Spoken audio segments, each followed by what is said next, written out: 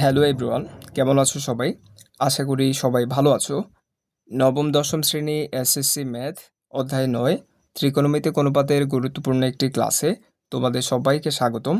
পূর্ববর্তী ক্লাসগুলোতে আমরা অনুশীলনী ৯.২ এর ১ থেকে ৭ পর্যন্ত সমাধান দেখেছি।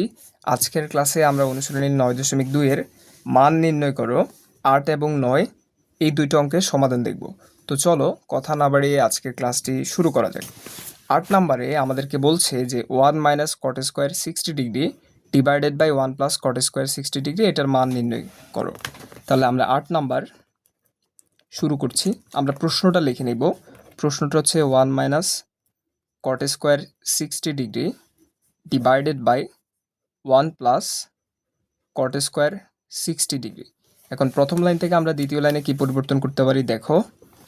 1 মাইনাস কট স্কোয়ার 60কে আমরা লিখতে পারি cot 60 degree square divided by 1 plus cot square 60 ডিগ্রিকে আমরা লিখতে পারি কট 60 ডিগ্রি স্কোয়ার সমান 1 মাইনাস আমরা জানি কট 60 ডিগ্রির মান সমান সাইন টেন 30 ডিগ্রির মানের সমান। তাহলে কট 60-র পরিবর্তে আমরা লিখতে পারি 1 ডিভাইডেড বাই √3, কারণ কট 60 ডিগ্রির মান 1/√3। কিংবা তোমরা এভাবেও মনে রাখতে পারো যে কট 60 ডিগ্রির মান মানে হচ্ছে টেন 30 ডিগ্রির মান, আর আমরা জানি টেন 30 ডিগ্রির মান হচ্ছে 1 ডিভাইডেড বাই √3। তোমাদের যদি বিশ্বাস না হয় তোমরা এখানে দেখতে পারো এই যে কট 60 ডিগ্রির মান, এই যে কট 60 ডিগ্রির মান 1 ডিভাইডেড বাই √3। তাহলে পরবর্তী লাইনে 1 প্লাস কট 60 ডিগ্রির মান আমরা জানি 1 ডিভাইডেড বাই হচ্ছে √3 স্কোয়ার, উপরেও একটা স্কোয়ার ছিল। তাহলে এখানে যদি আমরা হিসাব করি 1 মাইনাস 1 ডিভাইডেড বাই রুট আর স্কোয়ারে কাটা গিয়ে নিচে থাকে হচ্ছে 3, 1 প্লাস 1 ডিভাইডেড বাই রুট আর স্কোয়ারে কাটা গিয়ে নিচে থাকে হচ্ছে 3। এখন এখান থেকে যদি আমরা লসাগু নিই নিচে হবে 3, 3কে একের সাথে গুণ দিলে হবে 3, মাইনাস 3কে 3 দিয়ে ভাগ দিলে 1, একের সাথে 1 গুণ করলে উপরে হয় 1, ডিভাইডেড বাই এখান থেকে লসাগু নিলে হবে 3, 3-এর সাথে 1 গুণ করলে হয় 3, প্লাস 3কে 3 দিয়ে ভাগ দিলে 1, একের সাথে 1 গুণ করলে হচ্ছে 1। এখন পরবর্তী লাইনে আমরা কি হিসাব করতে পারি দেখো। 3 থেকে 1 বিয়োগ দিলে হয় 2, নিচে থাকে হচ্ছে 3 ডিভাইডেড বাই এখানে থাকে 3, 3-এর সাথে 4 1 যোগ করলে হয় 4, তাহলে উপরে থাকে 2/3, নিচে থাকে 4/3। 4/3কে নিচে থেকে উপরে তুললে 3টা উপরে আসবে, 4টার নিচে যাবে। তাহলে 3 নিচে 3 উপরে কাটা যায়, কাটা গিয়ে উপরে থাকে 2, নিচে থাকে 4। তাহলে উপরে 2 নিচে 4 কাটা যায়, কাটা গিয়ে এখানে থাকে হচ্ছে 1/2 সমান হচ্ছে 1/2। তাহলে এটাই হচ্ছে 8 নম্বরের আনসার। আশা করি তোমরা সবাই বুঝতে পেরেছো। এখন আমরা দেখব 9 নাম্বার। 9 নাম্বারে আমাদেরকে বলছে যে tan 45 degree into sine square 60 degree into tan 30 degree into tan 60 degree এটার মান নির্ণয় করো। তাহলে আমরা প্রশ্নটা লিখব।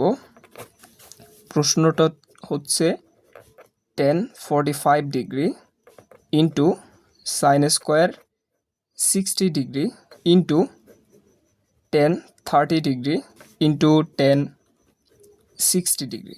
এখন এইটার মান নির্ণয় করতে হবে। তাহলে পরবর্তী লাইন আমরা কি করতে পারি দেখো। tan 45 ডিগ্রি আমরা রাখলাম, সাইন স্কোয়ার 60 ডিগ্রিকে আমরা লিখতে পারি সাইন 60 ডিগ্রি স্কোয়ার।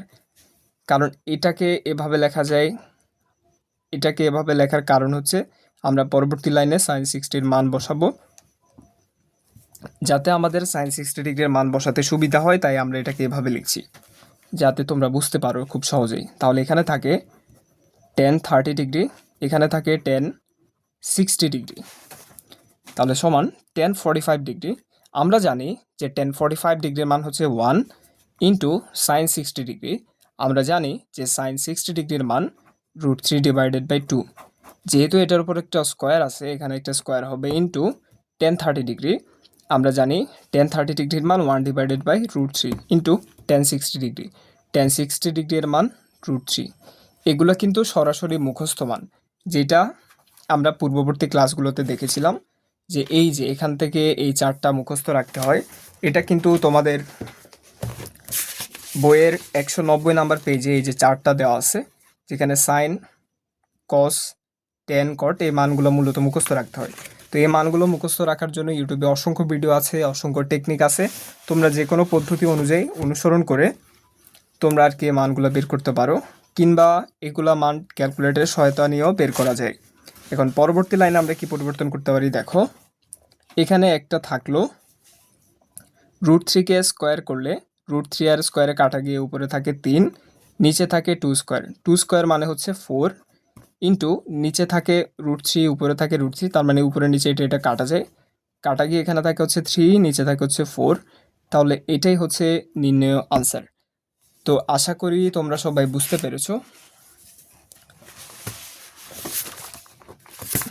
তো এই ছিল আজকের ক্লাস, যেখানে আমরা অনুশীলনী 9.2 এর 8 এবং 9 এই দুইটা অঙ্কের সমাধান দেখেছি।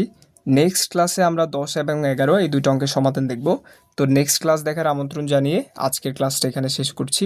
এতক্ষণ পর্যন্ত ধৈর্য নিয়ে ক্লাসটা দেখার জন্য তোমাদের সবাইকে ধন্যবাদ।